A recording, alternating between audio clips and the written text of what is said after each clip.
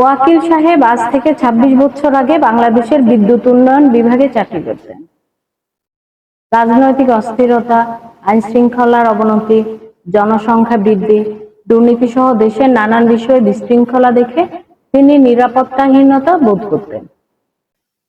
সেই সময় হঠাৎ করেই তার স্ত্রী লটারিতে আমেরিকায় ডিবি ভিসা পেয়ে যান।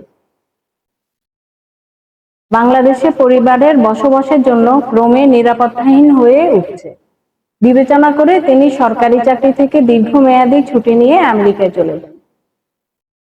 2 বছরেরও বেশি সময় সেখানে থেকে নিজের জন্য উপযুক্ত কর্মের সংস্থান করতে ব্যর্থ হন। সুপার শপ, রেস্টুরেন্ট এখানে সেখানে কাজ করতেন, যা ছিল তার জন্য ভীষণ পীড়াদায়ক এবং বিরক্তিকর। সারা জীবন যে সমস্ত কাজ করেননি, প্রৌঢ় বয়সে আমেরিকায় সেই সমস্ত কাজ করতে গিয়ে খুবই অস্বস্তি বোধ করছিলেন। একদিন তিনি বাংলাদেশে ফোন করে তার বসের কাছে পুনরায় দেশে এসে চাকরিতে যোগদান করার সুযোগ আছে কিনা সেই বিষয়ে আলোচনা করেন। তার বস একই বিশ্ববিদ্যালয় থেকে পাশ করা তার সিনিয়র ছিলেন। সে দায়িত্ববোধ থেকে খোঁজ খবর নিলেন এবং জানালেন দীর্ঘমেয়াদী অনুপস্থিতির জন্য তার ফাইলটি সচিবালয়ে সিদ্ধান্তের জন্য চলে গেছে, তবে তিনি চাইলে আবার যোগদান করার বিষয়টি এখনো নিশ্চিত করা সম্ভব। ওয়াকিল সাহেব তার স্ত্রী এবং 3 ছেলে মেয়েকে বিষয়টি জানালেন। স্ত্রী এবং ছেলে মেয়ে প্রথমে চুপচাপ রইল, তবে পরে তারা জানালো যে ওয়াকিল সাহেব দেশে ফিরে গেলেও তারা দেশে ফিরতে রাজি নয়। ওয়াকিল সাহেব অনেক ভেবে একাই দেশের ফেরার জন্য বিমানের টিকিট বুকিং দিয়ে ফেললেন আর তার দেশে ফেরার তারিখ বসকে জানিয়ে দিলেন। কিন্তু নির্দিষ্ট তারিখে বস দেখলো যে ওয়াকিল সাহেব আসেনি। সপ্তাহ খানেক পরে বিষয়টি জানার জন্য বস তাকে আমেরিকাতে ফোন করলেন। ওয়াকিল খুবই লজ্জিতভাবে জানালেন যে তিনি দেশে আসার তারিখ চূড়ান্ত করার পর তার মেয়েটি পুলিশে খবর দিয়েছিল। পুলিশ এসে ওয়াকিল সাহেবকে বলেছে যে তুমি তোমার পরিবার আমেরিকান সরকারের ঘাড়ে চাপিয়ে দিয়ে দেশে চলে যাবা, সেটা গ্রহণযোগ্য নয়। পুলিশ তাকে এটাও বলে গেল যে ইমিগ্রেশনে খবর দেয়া আছে, তুমি চাইলেও আমেরিকায় এখন ত্যাগ করতে পারবে না। এইসব বর্ণনা করে ওয়াকিল সাহেব দুঃখ প্রকাশ করে বসকে বললেন যে আমার পক্ষে আর আসা সম্ভব হচ্ছে না। যাই হোক, 2 যুগও বেশি সময় ধরে আমেরিকাতে ওয়াকিল সাহেব বিস্তর ট্রাভেল করে কিছুটা থিতু হলেন।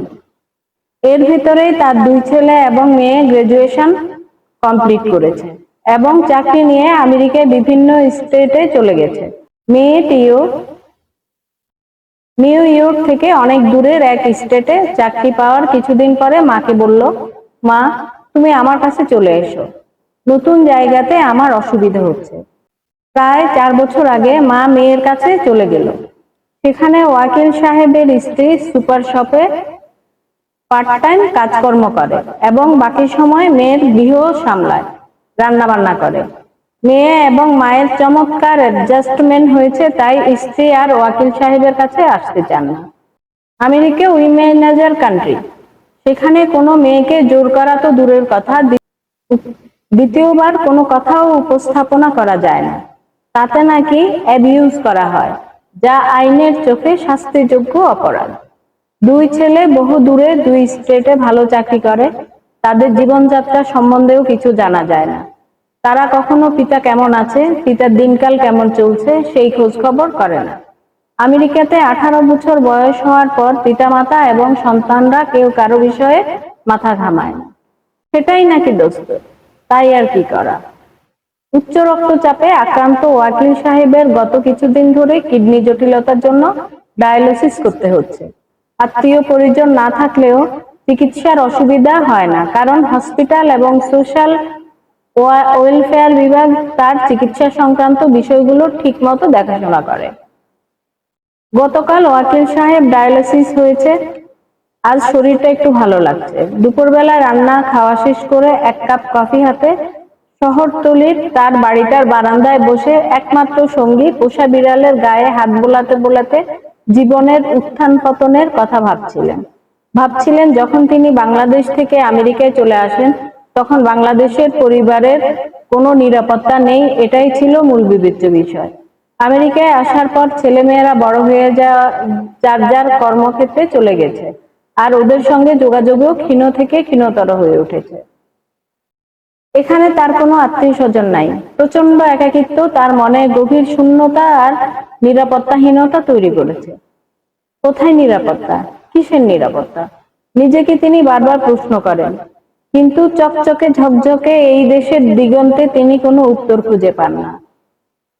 ফ্যামিলির নিরাপত্তা নিশ্চিত করতে তিনি আমেরিকায় এসেছিলেন, আর আমেরিকায় এসে সেই ফ্যামিলি তিনি হারিয়ে ফেলেছেন।